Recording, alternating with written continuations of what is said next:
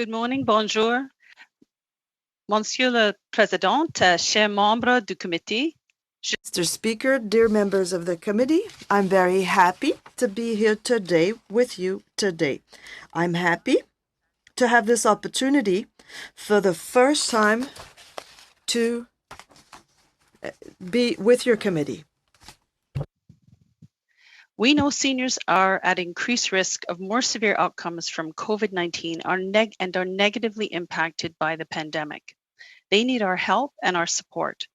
As Minister of Seniors and member of the Ad Hoc Committee on COVID-19, I am committed to ensure that seniors' needs across Canada are carefully considered and addressed. Since the pandemic was declared, I've been in contact with my provincial and territorial counterparts and have heard from many stakeholders as well as the National Seniors Council.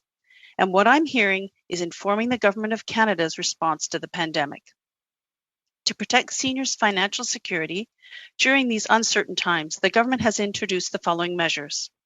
We are providing a one-time tax-free payment of $300 for seniors eligible for old age security and an additional $200 for seniors eligible for the guaranteed income supplement.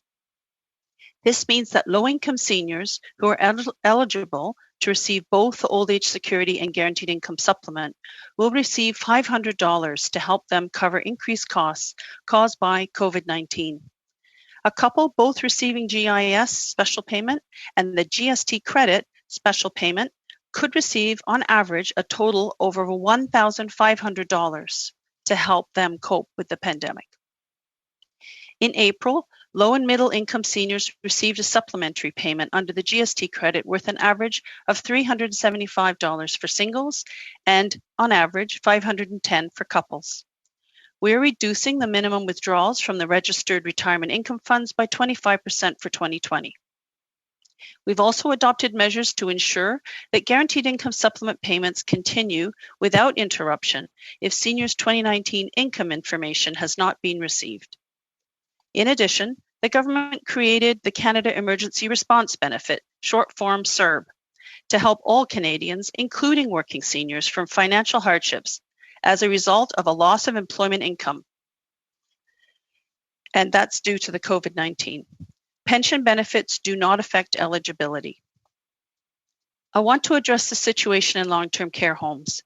As you know, seniors living in these facilities are the hardest hit in this pandemic. While long-term care is regulated by provincial and territorial governments, the federal government is working together in a Team Canada approach to help residents and staff stay safe. We released interim guidelines for long-term care homes to prevent and control COVID-19 infections. We invested $2 billion to purchase personal protective equipment for essential health workers, including long-term care workers. And we have provided $3 billion to provinces and territories to increase the wages of low-income essential workers, such as long-term care workers. We deployed personnel from the Canadian Armed Forces to 25 long-term care facilities, both in Quebec and in Ontario. That's 20 in Quebec and 5 long-term care facilities in Ontario. As the Prime Minister has said, there are serious underlying challenges facing these facilities, and in the coming months, the federal government will work alongside the provinces and territories to find lasting solutions. Finally, the government is providing funding to support vulnerable Canadians, including seniors, with over $500 million in funding to United Way Centraide, Canada, the Canadian Red Cross, Community Foundations of Canada, and local food banks and local food organizations. We are providing flexibility for $50 million of previously funded New Horizons for Seniors projects so that they can now use their funds to meet the needs seniors are facing due to COVID-19. We also announced an additional investment of $20 million in community projects that reduce isolation, improve seniors' quality of life, and help them maintain the social support networks that they so desperately need. In closing, je vous remercie. I thank you for giving me this opportunity to present to you what the government has done to protect our seniors in this difficult period.